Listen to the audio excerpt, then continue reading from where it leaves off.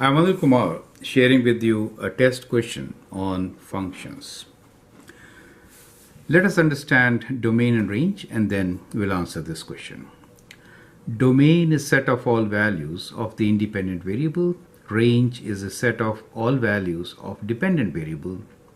We need to find domain and range from mapping diagrams, and we have two examples here. Right? So these are the mapping diagrams. We have two examples. For both these examples, you have to write down their domain, range, and also answer this question: is it a function or not? Is this a function or not? And the other one, domain, range, and also is it a function or not? So let me give name to these functions. We could call this as function f, and we could call this as a function g. Okay. You can always pause the video, answer the question, and then look into my suggestions. To begin with, we have to see the arrows in the mapping diagram. The arrows go from independent variable to dependent variable, right? So this is how the arrows are going. So this set becomes the domain, right? So this set is the domain. It represents independent variables, and that set is the range. The mapping is from domain to range, from independent to dependent variable. So the domain here is, we could write all these numbers, which are 1, 3, 6, and 5. And these numbers are each uniquely mapped, right? So every number is mapped to only one number, right? Which is on the range side, and the numbers are 2, 4, and 6. So that becomes the range. Is it a function? The answer is yes.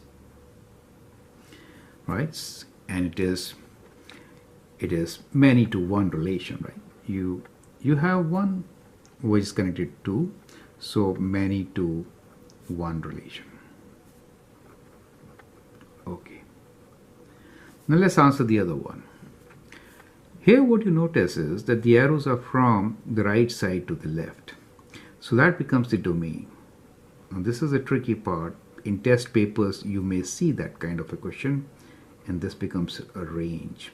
So don't assume that the first circle represents the domain.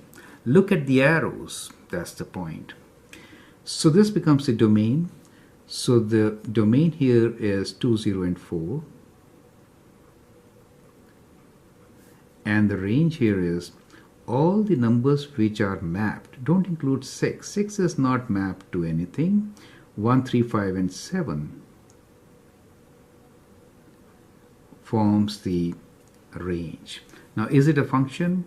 Now 0 is mapped to 2, right?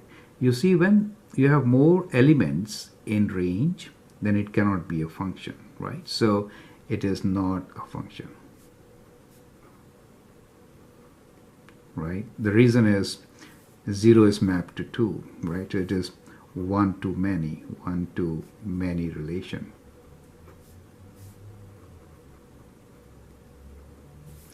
0 is mapped to 3 as well as 5.